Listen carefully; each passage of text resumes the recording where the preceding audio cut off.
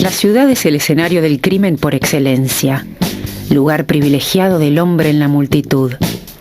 No me refiero a los crímenes reales, sino a los que están en los libros, esos libros que matan por la verdad que promueven sus asesinos de ficción. Parecen dejarnos pistas del horror que los impulsa y la belleza que los apaña. Son crímenes verdaderos, sin víctimas reales, que apuntan al corazón de los lectores.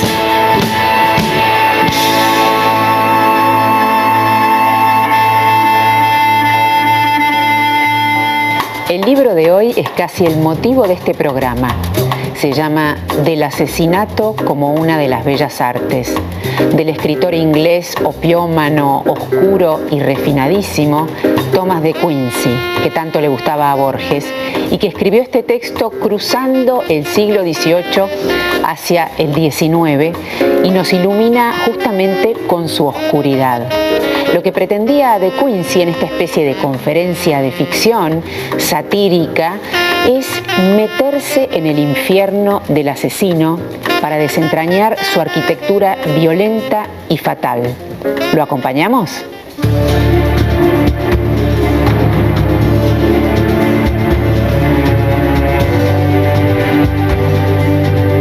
No todo rebelde es un afortunado.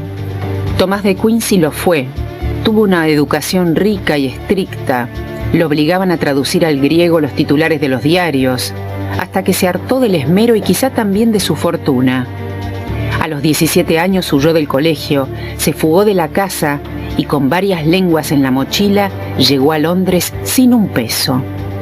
Así comenzaba su vida de escritor, uno de los ensayistas ingleses más influyentes y originales de principio del siglo XIX, que tanto marcó a Edgar Allan Poe, Baudelaire, Cocteau o el propio Borges.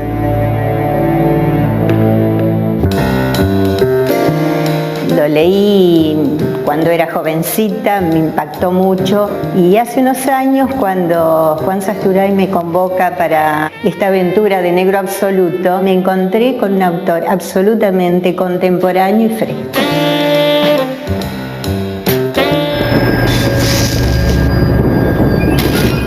¿Cómo es esto del asesinato considerado como una de las bellas artes? Creo que la explicación, que al menos que yo encontré en De Quincey, tiene que ver con su formación. Él fue un chico que leyó tempranamente a los griegos, que estuvo muy metido en la tragedia griega, y en la tragedia griega ocurren continuamente los asesinatos y los crímenes más macabros. Pero a la vez, me parece que lo de Quincey, que él pescó, que la tragedia producía una atracción muy importante en el público, o sea que el horror generaba sensibilidad, y me parece que esta es la clave que se despliega en este ensayo. Claro, además es un grupo de críticos, ¿no?, que vienen a evaluar la estética del crimen. Es un formato muy interesante que él encontró en el ensayo, porque es exactamente así. Es un grupo de personas que se reúnen para comer y mientras comen evalúan la estética de los asesinatos.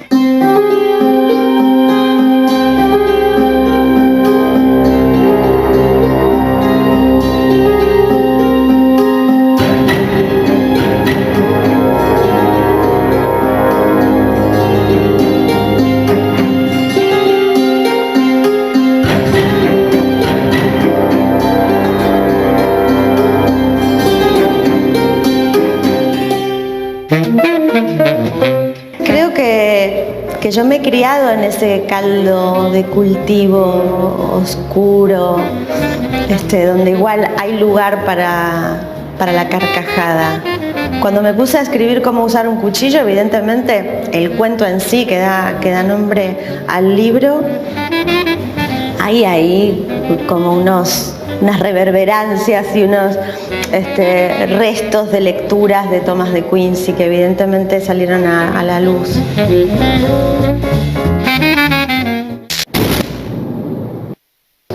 las cosas más interesantes, igual que a mí me pusieron a pensar, digo, qué loco, porque esto no era un libro, ¿no? Fue saliendo publicado en revistas. Y yo imaginaba cómo habrá sido recibido en la época, porque además trabaja con esta cosa como del apócrifo, de dar por verdadero una sociedad de admiradores del crimen, una sociedad de críticos que no como en la literatura, también son amateur, o sí, Podría ser. asesinos amateur, y que se juntan a festejar la muerte. Y a evaluar el estilo de cada crimen. Sí, claro, hablar de lo estético, ¿no? Un ensayo estético sobre la muerte. ¿Cómo consideras que es este narrador que nos viene a ofrecer la paleta de los asesinatos? ¿Es un erudito? ¿Es un morboso? Es un diletante, según se define a sí mismo. Sí, además es graciosa, ¿no?, la definición, porque es un hombre morbosamente virtuoso, Sí. ¿no? Sí, me parece que es un ser contradictorio, que disfruta y teme a la vez de su virtud. Porque él dice, yo podría presentar un certificado de no haber matado a nadie y no sé si los demás pueden. Como si fuéramos todos asesinos. Claro. Pero bueno, se supone que en esa conferencia los asistentes son aspirantes a asesinos. ¿Cómo surgió este libro tan macabro y cuestionador, plagado de humor negro y refinada argucia? Ni siquiera sabemos si es un ensayo satírico o una novela encubierta. Está dividido en 3 partes. La primera apareció en una revista en 1827, la segunda 10 años más tarde, y el postscriptum recién llega con la obra completa publicada en 1854. Comienza como una apuesta estética que revela una realidad morbosa. Esta idea tan audaz de inventar un círculo de críticos del crimen, y él lo llama Sociedad de Peritos Asesinos, que se reúnen cuando aparece en los anales de la policía europea un crimen que valga la pena criticar, como si fuera un cuadro o una partitura musical. Me pregunto si en este caso los críticos no son también aspirantes a autores de la obra.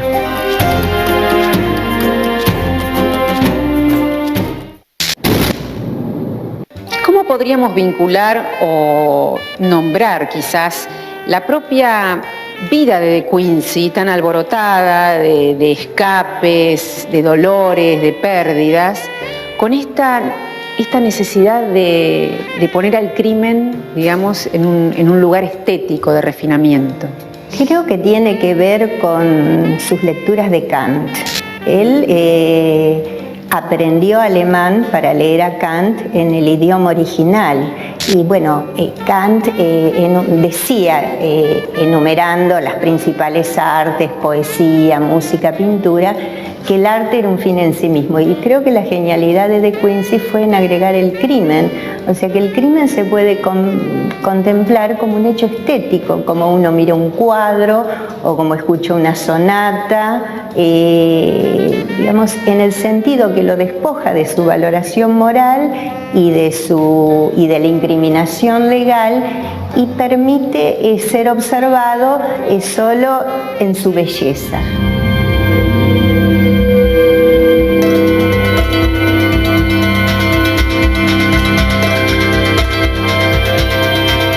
No sé si siempre está, digamos, preocupado por la belleza, porque también hay algo del movimiento, del accionar, del deseo, de considerar qué tipo de víctima es más favorable para un asesino delicado.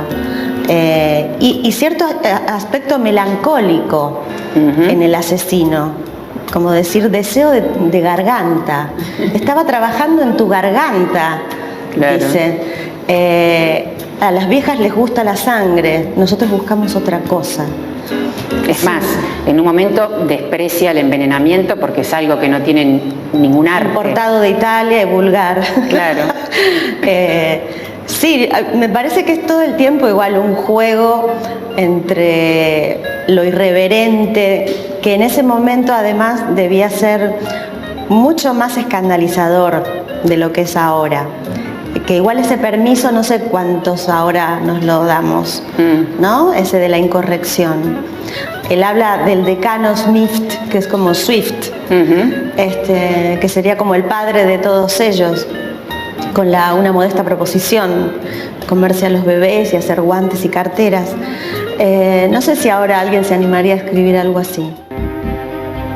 Una modesta proposición para prevenir que los niños pobres de Irlanda sean una carga para sus padres o el país y hacerlos útiles al público, de Jonathan Swift.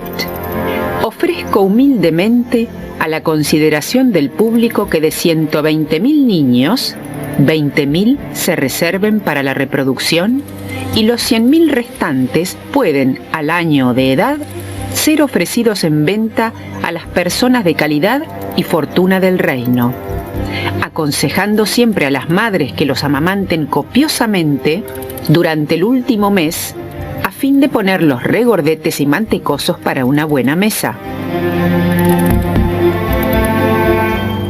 ¿Cómo te parece que es la elección de este criminal especial, ¿no? Que es Williams?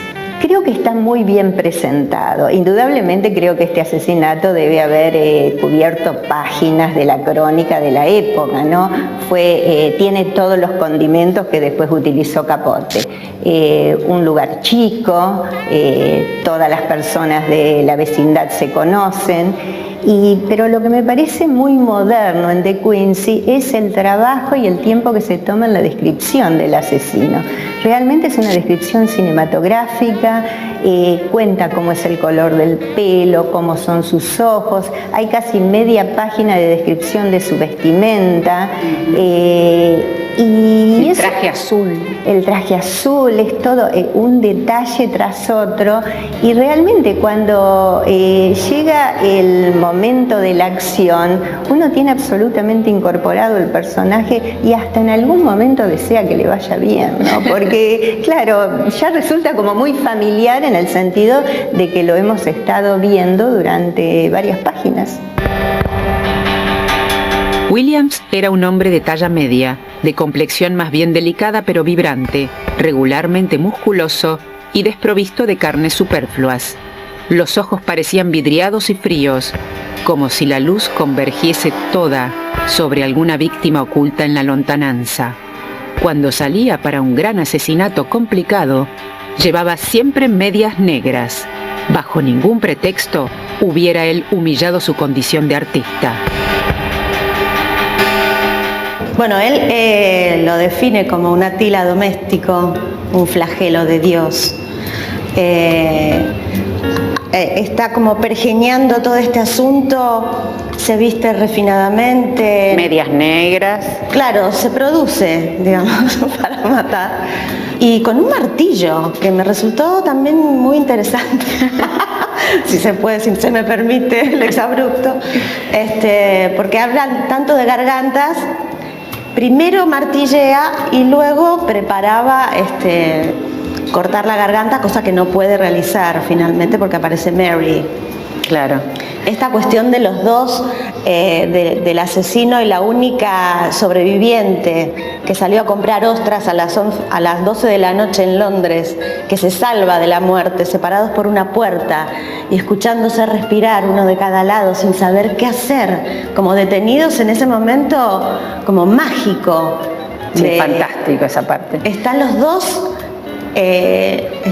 en el aire. No se sabe quién va a ganar, es como una contienda de respiraciones también, ¿no? De saber si abro la puerta, me captura. Claro.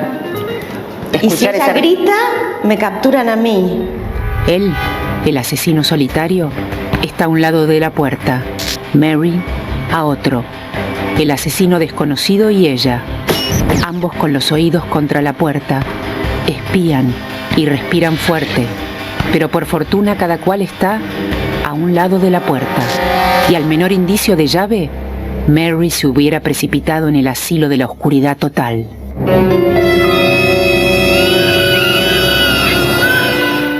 Es cierto que De Quincey se preocupa quizás más por el cómo Sí, por la forma. Sí, ¿no? Se trata de la forma.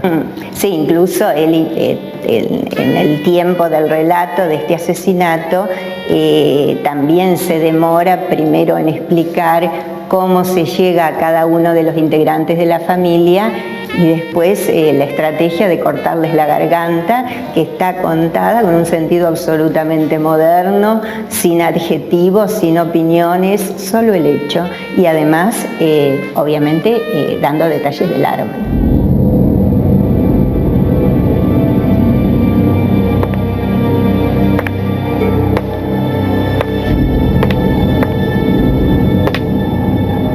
El horror que produce un asesinato, cuando está bien narrado y cuando está bien descrito, produce una atracción y también un alivio en el lector. ¿Cuál sería el alivio? Y el alivio es que la tragedia le ocurre a los demás. Y que está puesto en palabras. Y que está puesto en palabras y en palabras muy bien logradas. El terrible balanceo del pesado martillo sorprendió al dependiente y la señora antes de alcanzar la puerta, y en el momento mismo en que los redujo a la inacción, el maldito se precipitaba navaja en mano sobre sus gargantas. Un asesino que lo es por pasión y un lobo que tiene una sed insaciable de sangre como una fase de lujuria no puede caer en la inercia. Estamos, por supuesto, hablando del asesinato en tiempos de literatura satírica. Es decir que si bien no hay ningún rasgo moral, en realidad no es un canto al matar, sino una forma de entender, digamos, cierta situación humana, ¿no? A través de lo literario. Sí. ¿O no? No, yo creo que hay un espíritu de incomodar en la escritura de este libro. Igual que él confesó haber comido opio en un libro anterior y que dice: hay que ser francés para poder revelar las debilidades. Acá en Inglaterra nadie se anima, todos tenemos que aparentar ser gente decente. Y él me parece que se sitúa en la vereda de enfrente, en ese lugar que nadie quiere asumir en Inglaterra. Porque él además escapó de su casa muy jovencito, así que ya sabe lo que es. Tal cual, el vagabundeo, el no tener título tampoco, en dejarse arrastrar por el láudano, las tremendas pesadillas. Yo también pensaba, porque parece tan exquisita la escritura de este libro, que pareciera, así como Oscar Wilde, que se ríe con tanta distancia de la tragedia, que no la hubieran padecido, y sin embargo fueron figuras muy turbadas en relación a su propia biografía. Y me parecía todavía más interesante esto de haber atravesado momentos tan oscuros y poder, jugar con la muerte desde ese territorio del humor negro.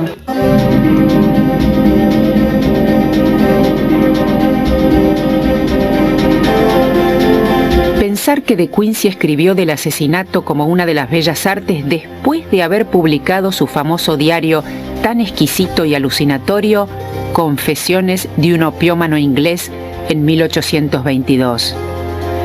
O sea, después de haber confesado su propia experiencia, en tanto criatura intelectual como él se llama, sometida a una sujeción fascinante. La debilidad y el dolor no entrañan necesariamente culpa.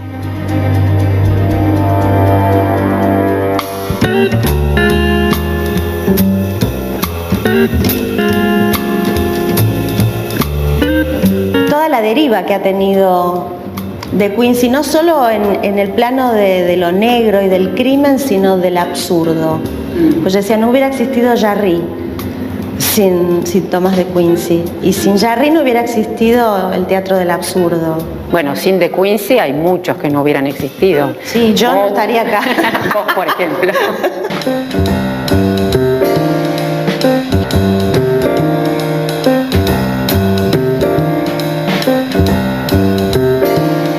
Es Es importante la referencia que haces a Kant, sobre todo porque él escribió Los últimos días de Kant, y porque con Kant se juntan las dos cosas, el juicio crítico y al mismo tiempo el arte como fin en sí mismo. Exactamente, sí, me parece que también este texto de Quincy es un poco clave para entender el otro texto que es posterior, del asesinato como una forma de las bellas artes, porque aquí él retoma la idea de esto del arte como un fin en sí mismo y agrega, y aquí está su genialidad, el crimen. Me parece que fue una visión muy fresca y muy moderna y a la vez muy ingeniosa que ha derramado sobre todo los escritores posteriores y que incluso ahora estamos hablando con mucho interés de Quincy, es porque llega hasta la actualidad. Yo creo que derramó más tinta que sangre. Posiblemente, afortunadamente.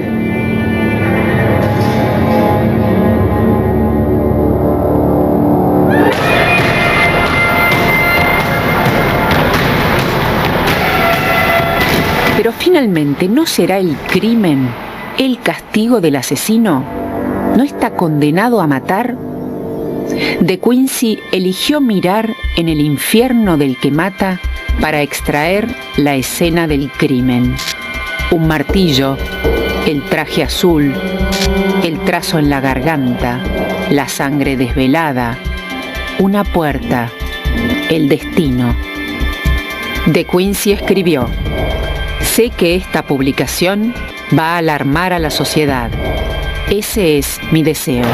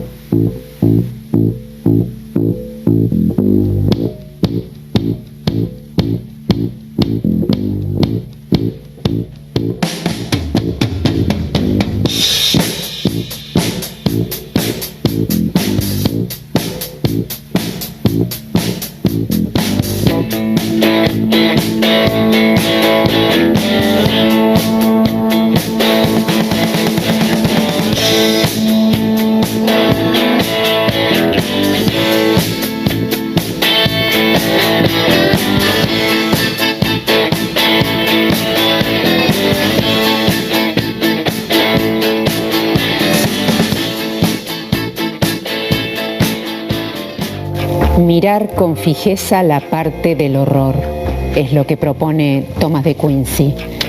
Pero mirar no con los ojos de la realidad, mirar con palabras. Por eso este es un libro fundamental para entender una belleza que solo puede ser dicha y no actuada.